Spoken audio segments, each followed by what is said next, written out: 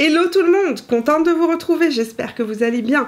Je suis partie faire du shopping pour vous, pour que vous ne dépensiez pas vos sous pour rien. Je vais tester pour vous aujourd'hui un certain nombre de petits produits, petites nouveautés qui ont accroché mon regard. Je suis partie chez MAC entre autres, vous avez vu ça dans les stories sur Instagram passées. Si vous n'êtes pas avec moi sur Insta, mais venez me rejoindre. Je suis donc partie entre autres chez MAC parce qu'il y avait plein de nouveautés qui étaient sorties.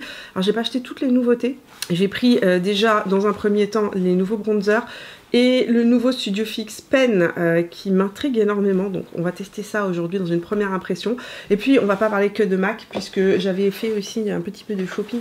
Ça vous étonne?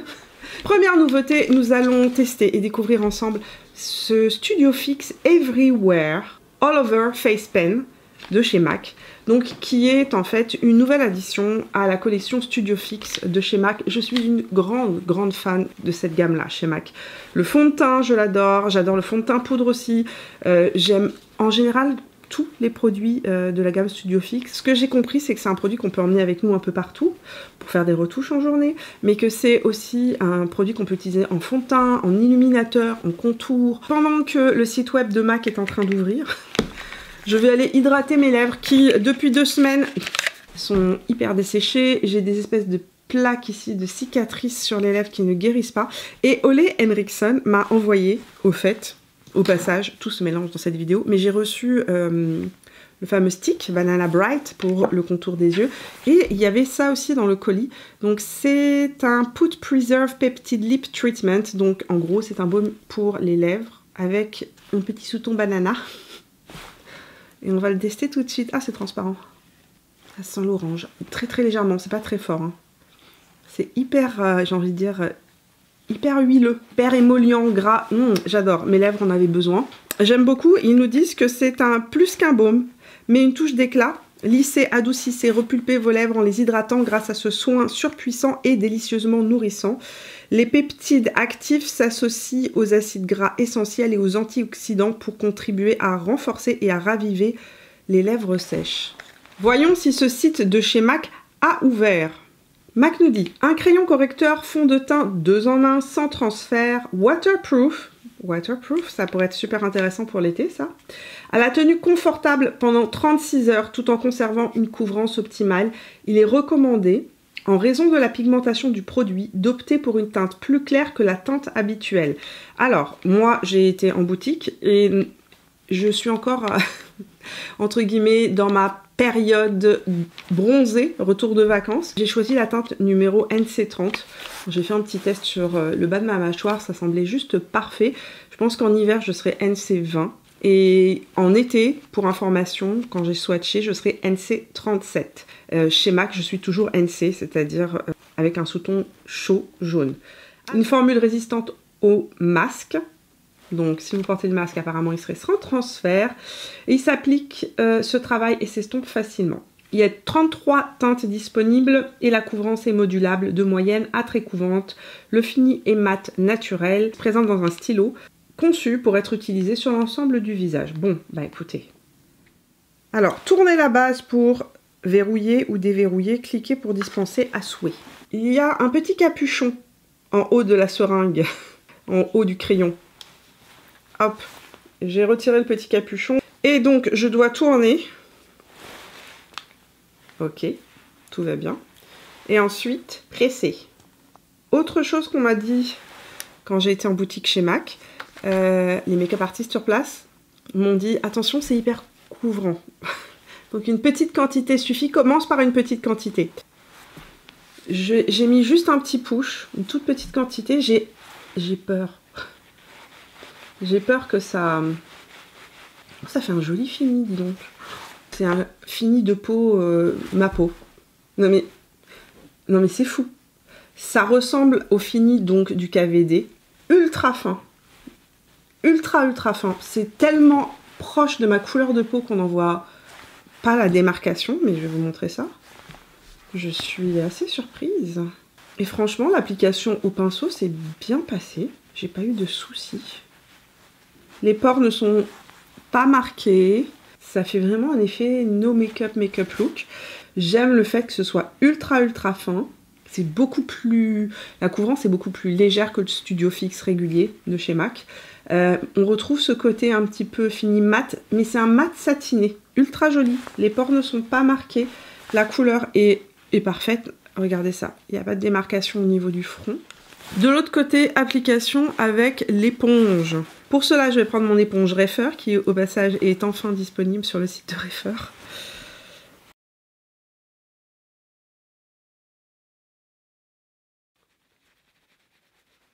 Voici les deux rendus. Donc de ce côté-là, c'est le côté éponge. Et de ce côté-là, c'est le côté pinceau. Au niveau de la couvrance, c'est plutôt la même chose. J'ai pas de grosse différence de couvrance entre les deux. J'ai pas eu de difficulté à l'appliquer au pinceau, pas de difficulté à appliquer à l'éponge. Je vais venir maintenant voir si je peux intensifier un petit peu tout ça. Je vais l'intensifier juste à la main, juste pour voir, parce qu'en fait ce produit-là a d'abord été fait et pensé, à ce que j'ai compris, pour faire des retouches ou pour venir faire une correction localisée. C'est incroyable. J'ai envie de dire encore plus fin que le KVD. Un peu plus hydratant aussi que le KVD. C'est très très surprenant. Et en l'appliquant au doigt, en faisant juste mes retouches au doigt, sérieusement, j'ai plus de couvrance. C'est normal. Le doigt n'absorbe pas de produit. Voilà le rendu, donc avec la ring light rallumée, j'ai pas utilisé le produit pour corriger mes cernes. C'est un produit effectivement qui a un super joli fini. Le seul truc qui m'a choqué, c'est la quantité de produit. À l'intérieur, il y a 12 ml. Mais il m'a fallu 10 fois moins de produit que ce que j'utilise avec mes autres fonds de teint et autres. Un fond de teint, normalement, c'est entre 25 et 30 ml. Là, il y a 12 ml. Mais ce que j'ai remarqué, c'est qu'il vous faut quand même moitié moins de produits. C'est-à-dire qu'il m'a fallu 2 clics. Donc, et les clics, c'est vraiment très très peu de produits. C'est vraiment une petite goutte. C'est un produit qui a été fait pour venir faire plus des corrections localisées que d'être appliqué sur tout le visage. Et effectivement, si je voulais faire des corrections localisées, j'aurais besoin juste d'une seule pompe de produit et j'aurais pas besoin de plus que ça. Mais je trouve que le fini est très beau, très réussi. Ce que je trouve magnifique, c'est le côté lissant. Moi qui ai de la texture de peau beaucoup, surtout en ce moment, c'est un côté super lissant, hyper naturel. C'est joli. Je vais passer à l'anti-cerne. Je vais appliquer mon anti-cerne Teint Idole de chez Lancôme, qui ne marque pas trop. Je dis pas trop parce que quand on a la peau qui pèle, c'est difficile quand même à camoufler. Qui ne marque pas trop le contour de l'œil. J'ai aussi mon nez qui pèle. En fait, j'ai toute ma peau qui pèle depuis plusieurs jours. Je pense que j'ai abusé des acides. Ah, cet anti-cerne que je connais si bien me fait plein de plaques ici et plein de plaques. C'est horrible. Je vais venir rajouter un petit peu de ça. Aujourd'hui, je fais un mix, mais j'ai pas vraiment le choix. Et je vais juste l'estomper parce qu'il donne plus de lumière. Ça va tricher un petit peu. Je continue avec la Hollywood Contour Wand de chez Charlotte Tilbury en teinte pâle moyen. Donc c'est un produit de contour. Et on va voir si le contour va lever le fond de teint en dessous. Absolument pas. Le fond de teint n'a pas bougé. Le contour s'est bien fondu. Rendu à ce point de la vidéo, je voulais juste vous dire que ma peau est incroyable. Nous allons passer à la revue de ces nouveaux bronzers de chez MAC. Il y a dans ces bronzers un nombre de teintes, j'ai envie de dire, infini. Comment est-ce que MAC a classé ça? Donc en fait, ils ont créé deux types de bronzers, un mat et un avec un fini lumineux. Donc dans chaque catégorie de bronzer, donc dans les mats et dans les lumineux, vous retrouvez des bronzers avec des sous-tons chauds et des bronzers avec des sous-tons froids qui ont été pensés pour les personnes qui ont une peau plus rosée. Et d'ailleurs, je les ai testés sur la main et effectivement, il y a un petit sous-ton rose qui ressort pour éviter justement que les personnes qui ont un sous-ton de peau rosé ne voient leur bronzer sortir jaune ou orange sur la peau, ce qui n'est pas très joli sur une peau rosée. Il y a des teintes qui vont des teintes les plus pâles aux teintes les plus foncées, donc vraiment formulées pour les peaux noires. Je pense qu'en termes de bronzer, MAC a vraiment, j'ai envie de dire, réussi sur le coup à proposer une formule qui est complètement inclusive pour tout le monde et ça, je trouve ça génial. Je n'allais pas acheter toutes les couleurs, n'est-ce pas? Il en était hors de question. D'abord, qu'en aurais-je fait? Et ensuite, voilà, mon banquier n'aurait pas été content. Donc j'ai acheté deux teintes. Une teinte dans le bronzer mat et une teinte dans le bronzer avec un fini lumineux. Ces bronzers viennent de sortir au Canada, ils ne sont pas encore sortis en France. Ça ne serait tardé. Alors, moi ce qui m'intéresse, c'est la formule. Contient des pigments doublement traités pour un fini vibrant, formulé avec notre Marshmallow Cushion Blend, pour une texture soyeuse qui semble toujours lisse et affinée. Donc, on nous parle d'une formule longue tenue. J'ai beaucoup d'espoir. Vous vous souvenez l'édition limitée qui était sortie il y a 2 ans, il y a plus de 2 ans, il y a 3 ou 4 ans de ça, dont je suis ultra fan. J'en avais acheté des backups et c'est encore les bronzers que j'aime utiliser en été quand je voyage. Donc j'espère qu'on est sur la même formule, ou du moins quelque chose qui s'en rapproche, ou quelque chose d'amélioré, pourquoi pas. Une formule longue tenue, 24 heures, offre une couvrance résistante à la sueur et à l'humidité. Le bronzer de rêve pour l'été, quoi. Résistant à l'eau, ne bouge pas, lisse la peau. J'ai beaucoup d'attentes, Mac. Nous avons 2 formules, une formule lumineuse et une formule mat. Je vais essayer de ne pas me mélanger. Donc, regardez, je vous ai swatché les deux, la version lumineuse et la version mat. La mat est effectivement plus mat, la lumineuse est plus caramel, plus chaude, plus effet ensoleillé. Hein. Je pense que vous allez la voir sur ce doigt-là. C'est la version lumineuse. On voit bien la lumière qui ressort sur mon doigt. La version lumineuse est beaucoup plus chaude, plus caramel que la version mat. Il va falloir qu'on teste les deux aujourd'hui. Je vais prendre le pinceau de MAC, justement, mon 140S qui a vécu la guerre. On y va avec la poudre mat de ce côté-là. C'est très très léger en fait. Je pensais que ce serait beaucoup plus pigmenté. C'est super joli, c'est chaud. J'ai bien fait de mettre un contour plus froid avant. C'est vraiment côté très ensoleillé. Donc voilà pour le bronzer doré moyen, golden medium, en version mat. Et ça fait un côté effectivement très doré. Il n'est pas orange, il n'est pas... ça fait vraiment un côté caramel doré. Et effectivement, il n'y a pas de lumière qui ressort, il est mat. De l'autre côté, je vais appliquer le Sunstruck Radiant Bronzer, donc celui qui est lumineux. La couleur, c'est Medium Golden, encore une fois. Ce que j'aime vraiment beaucoup, c'est qu'on peut l'intensifier. Regardez juste un passage. Tout à l'heure aussi, au premier passage, c'était très très naturel. Ça faisait juste une touche de soleil. La lumière qui en ressort est extrêmement légère. C'est pas too much. Ça fait un effet vraiment... juste une touche de lumière. Là, j'en ai mis beaucoup plus de ce côté-là. Je vais l'intensifier pour voir un petit peu comment il se comporte lorsqu'on l'intensifie. J'aime beaucoup avec un seul passage. Dans la vie de tous les jours, d'ailleurs, c'est ce que j'aurais fait même de ce côté-là, mais vu qu'on est dans une vidéo dans laquelle on teste le produit à fond, j'en mets un peu plus pour voir justement comment est-ce que se comporte le produit. Est-ce qu'il va faire patchy ou pas? Bon, il y a une différence clairement de fini, mais en fait, appliqué sur le visage, il n'y a pas une différence énorme de teinte.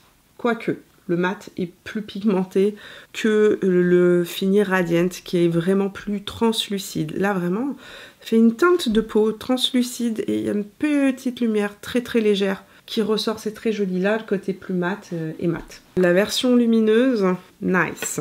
Bon, continuons cette découverte. C'est très très bien. Passons au maquillage des yeux. Pour le maquillage des yeux, j'ai une palette que j'ai achetée il y a quelques temps. Je vous l'avais montrée dans un haul et je ne l'ai pas encore utilisée. Il est temps de la sortir des tiroirs. Passons maintenant à cette beauté. La Retro Love palette.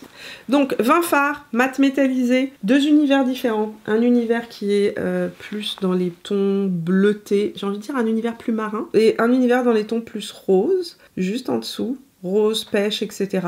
Magnifique.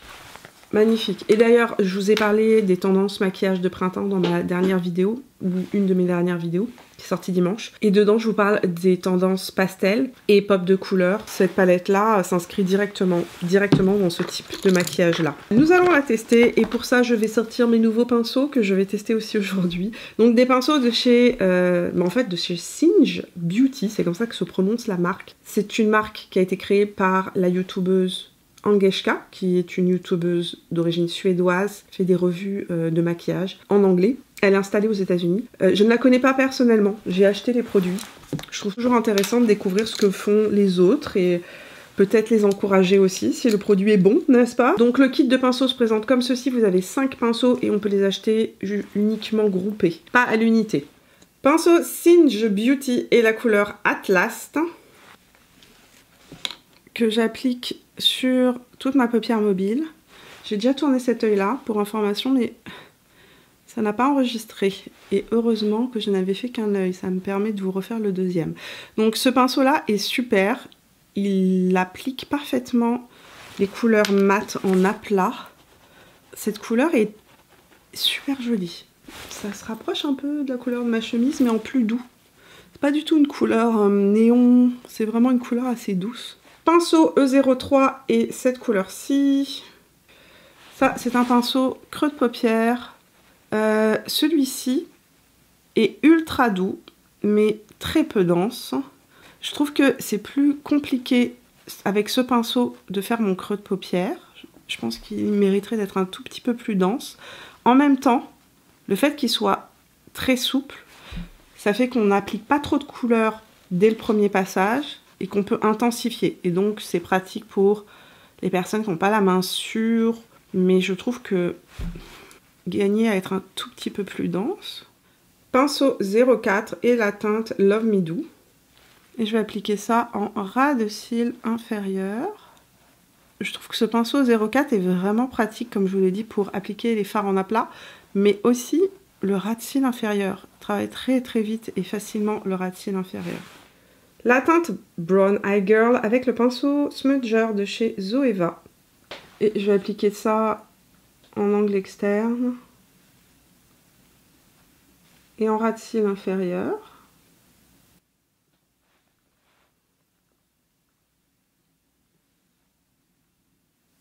GH42 de chez Morphe et le Good Vibration en angle interne. Ouh, c'est pailleté. Ça n'a même pas accroché mon angle interne du tout. Les amis, au grand mot, les grands moyens. C'est un fard métallisé pailleté qui est très pailleté. Donc je suis en train d'appliquer ce petit produit magique de chez Pat McGrath. C'est le Intensifies Eyes Artistry Wand. C'est un produit qui me sauve la vie dans ce type de circonstances. J'utilise... Oh oui, regardez. J'utilise un petit embout mousse pour appliquer ça en angle interne. J'ai la pigmentation et j'ai pas les paillettes qui se baladent partout. Sachez que parfois, c'est juste une histoire de matériel. Donc voilà, j'ai appliqué un petit peu de crayon dans la muqueuse supérieure et on va passer au mascara. Sachez que cette semaine, je tourne les vidéos dans n'importe quel sens. C'est-à-dire que cette vidéo que je tourne aujourd'hui sortira, je pense, dimanche, et que la vidéo qui sortira mercredi, je la tournerai demain. En tout cas, il est possible que vous voyez ce mascara dans les deux vidéos. C'est le nouveau mascara de chez Fenty que j'ai acheté pendant mes soldes Sephora et que nous allons mettre à l'épreuve. Je suis sur le site de Sephora justement pour voir ce qu'on nous annonce. Donc c'est la deuxième sortie mascara chez Fenty. Je n'ai jamais testé son premier mascara. Et il nous parle d'un mascara qui densifie et rehausse à chaque passage les cils. Il nous parle d'un fini scandaleux tout en légèreté. J'ai envie de voir ça. Formule ultra noire, longue tenue, résistant à la transpiration, à l'humidité et au transfert. Brosse conique, ingénieuse et formule riche qui enrobe, recourbe et rehausse les cils. Se démaquiller facilement avec une gelée huile démaquillante. Ok. En gros, on est sur un mascara qui fait tout. Si j'ai bien compris, il fait tout. Je ne vais pas mettre de base à mascara aujourd'hui. Je pense que sérieusement, ce serait faussé le rendu du mascara. Mais normalement, sachez que je porte toujours une base à mascara. Donc le mascara a une brosse conique.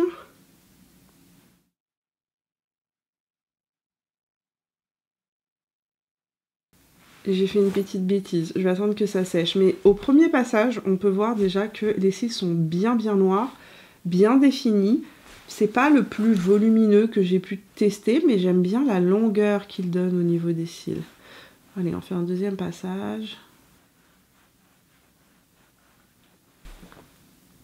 Définitivement un mascara qui donne de la longueur, un peu de volume, mais surtout de la longueur, je trouve.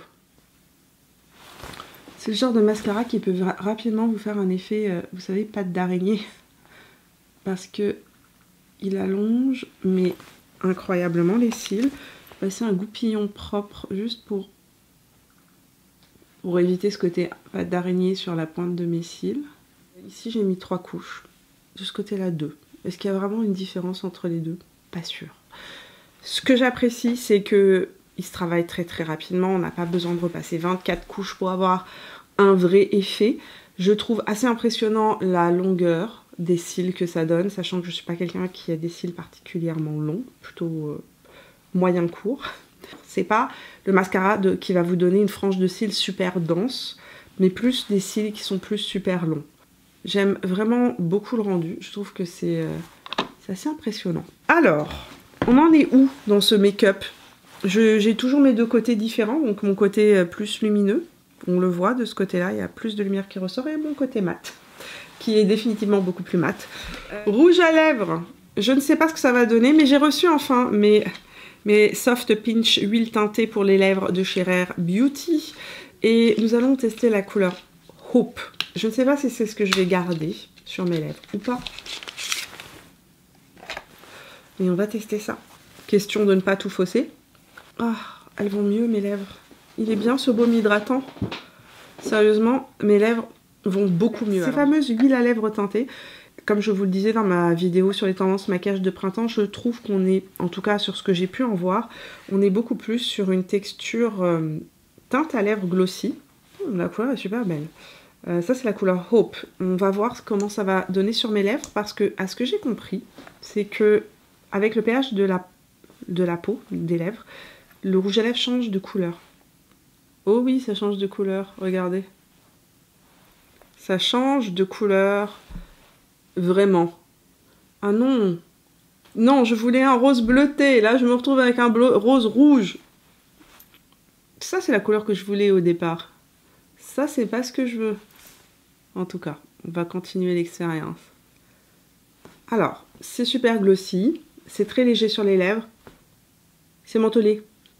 Il y a une sensation de fraîcheur, pas de picotement, mais vraiment de fraîcheur. Mais regardez, la teinte change complètement, c'est complètement fou.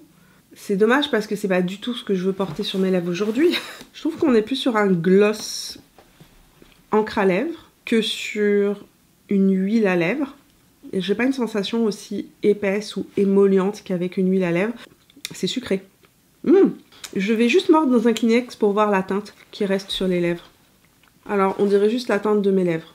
Mais j'ai les lèvres très pigmentées. Donc ça ressemble à un rose lèvres naturel. Je vais mettre mon blush Kiko. C'est le numéro 07 dans les Velvet Touch. Vous remarquerez que le bronzer qui était appliqué en dessous n'a pas bougé. Illuminateur, ressortons un bon vieil illuminateur, un bon basique. Un illuminateur que, sérieusement, qui ne me déçoit jamais. C'est le Dior Forever en teinte 01 Nude Glow. Pas trop intense, juste ce qu'il faut. Ça a rendu un tout petit peu de lumière. J'ai une luminosité égale de chaque côté. J'ai changé l'huile à lèvres de chez Rare Beauty qui était trop foncée pour ce que je portais aujourd'hui. Et ce que j'ai fait, c'est que j'ai trouvé enfin, j'ai swatché 1 million de rouge à lèvres avant de trouver la couleur. Ça fait plusieurs semaines que je cherche un rose parfait et j'en avais un dans mes tiroirs. Donc celui-ci, je le sors, je vais le mettre dans ma rotation make-up pour le printemps. C'est le Rouge Artiste numéro 150 en couleur Inspiring Petal. Je l'ai appliqué avec un crayon rose mauve. Celui-ci, c'est le Dolly quelque chose de chez Buxom. C'est le Dangerous Dolly. Donc, maquillage terminé. Je vais vous montrer en même temps que je vous parle le rendu du fond de teint en lumière du jour, en fin d'après-midi, sachant qu'aujourd'hui c'est tempête, il pleut, grave, il y a vent et il n'y a pas de lumière. Donc j'espère que le rendu caméra sera pas trop grisé, mais en tout cas ça vous donnera un autre point de vue sur ce fond de teint. Alors, il est 5 h de l'après-midi et luminosité 0, c'est-à-dire qu'il fait presque nuit dehors, tellement le ciel est gris et lourd et qu'on attend la pluie. Donc ça rend un petit peu tout ça un peu plus terne, on va dire, que ça ne l'est en réalité. Mais bon, c'est pas de ma faute, c'est de la faute du temps. On est donc dans ma chambre avec la caméra vlog. Et je pense qu'on voit clairement, fin de journée, qu'il y a une différence notoire entre le bronzer mat, qui est mat, et le bronzer lumineux, qui est super frais. Au niveau du teint, tout est impeccable.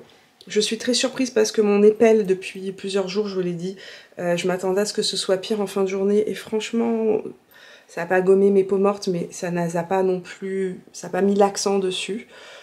Au niveau de mes ridules, ici sur les joues, c'est impeccable. C'est pas du tout desséché. Le teint est lissé. Je trouve que le rendu de ce fond de teint est absolument surprenant, magnifique. Alors je sais pas si on peut l'appeler un fond de teint ou correcteur, en tout cas c'est un produit multi-usage assez joli. Je vais revenir rapidement sur les différents produits que j'ai testés aujourd'hui. Ce produit-là, très surprenant. C'est un produit que je vais retester et je vous le remontrerai certainement en vidéo. J'aimerais bien le tester, c'est la prochaine fois, mais en version juste correction. Ce que j'aime beaucoup, c'est qu'effectivement, on peut l'emmener avec nous partout. Juste faire une petite pompe de produit et venir corriger en journée si on en a besoin. Au niveau du nez, au niveau un petit bouton qui sort. C'est très très pratique. Je trouve que le teint qu'il me fait est particulièrement beau. Je regrette qu'il n'y ait que 12 ml de produit parce que moi, c'est le type de produit que j'utiliserai pas uniquement en correction ou pour anti-cerne. C'est vraiment un produit que j'aimerais utiliser sur tout mon teint. Je le trouve magnifique. Je suis hyper contente des bronzers. Les deux sont très jolis. J'ai un gros coup de cœur sur le lumineux. Et pourtant, j'étais sûre au début que j'allais pas apprécier le lumineux et que j'allais apprécier le mat. Le mat est hyper joli, hyper fin. La couvrance est modulable. On peut vraiment avoir quelque chose qui est vraiment un voile de couleur qui teinte la peau dès la première application et venir l'intensifier. Aujourd'hui, je l'ai quand même pas mal intensifié. Mais je trouve que le fini du lumineux est unique. Il me fait penser à cette collection-là. Attendez. Il me fait penser au Radiant Matte Bronzing Powder. Vous vous souvenez de ces bronzers-là de MAC? C'était les plus beaux bronzers que MAC ait sortis. C'était des éditions limitées. Je vais l'appliquer ici. Donc, ça, c'est l'édition limitée de MAC, donc, qui est sortie il y a quelques années. Mais au niveau du fini, je ne vous parle pas de la couleur, mais au niveau du fini, je pense que vous allez le voir, on est sur le même fini. Et c'est pour ça que j'ai un coup de cœur sur le lumineux. Parce que je retrouve ce fameux fini qui était si exceptionnel dans ces bronzers de chez MAC. Ceux-là, en édition limitée il y a quelques années. Très contente d'avoir retrouvé le même fini en fait. Et c'est pour ça que j'ai un coup de cœur sur ce côté-là, sur le côté plus lumineux. La petite palette Beauty Bay, celle-ci, la Retro Love, fan de mat, fan de pastel. Rien à dire, c'est une super jolie palette. J'ai un peu galéré avec le pailleté métallisé qui est juste ici, mais je pense que c'est vraiment des métallisés qui doivent s'appliquer au doigt parce que regardez comme il est beau. Si je l'avais appliqué au doigt, j'aurais eu zéro problème. Mais si vous voulez appliquer une de ces couleurs en angle interne, prenez une petite éponge mousse, vous n'aurez pas de problème. Les mats se comportent super bien. Ce que j'aime beaucoup, c'est qu'on a deux univers, comme je vous l'ai dit. Il y a beaucoup de couleurs dans cette palette-là, donc je pense que c'est vraiment une palette qui s'adresse aux personnes qui aiment porter des pastels, des couleurs un petit peu plus vives. Si vous préférez juste une touche de pastel, je vous l'ai déjà dit, mais orientez-vous plus vers cette palette-là de chez MAC. Vous n'avez pas besoin d'avoir une immense palette comme celle-ci. Ou bien vers, dans le petit prix, la nouvelle palette de chez Colourpop que je vous laisserai en barre d'informations, qui reprend plein de couleurs pastel, en petit prix là aussi et dans un plus petit format que la Beauty Bay. Mais si vous êtes fan des palettes Beauty Bay, elle est très jolie, c'est une belle réussite, elle est très printanière cette palette. Voilà pour cette vidéo, nous avons fait le tour de ces produits que j'ai testés et découvert de belles pépites. Sérieusement, très jolie découverte dans cette vidéo. Je vais retester tout ça dans le futur, on s'en reparle bientôt. Merci d'être resté avec moi jusqu'au bout de cette vidéo. J'espère qu'elle vous a plu. Si c'est le cas, n'hésitez pas à me laisser un petit pouce. Dites-moi dans les commentaires si un de ces produits qui a retenu votre attention. Est-ce que vous avez testé certains produits? Avez-vous testé le mascara entre autres? Comment est-ce qu'il réagit sur vous? Nous, on se retrouve prochainement pour de nouvelles aventures. Je vous fais plein de bisous et à très bientôt. Ciao!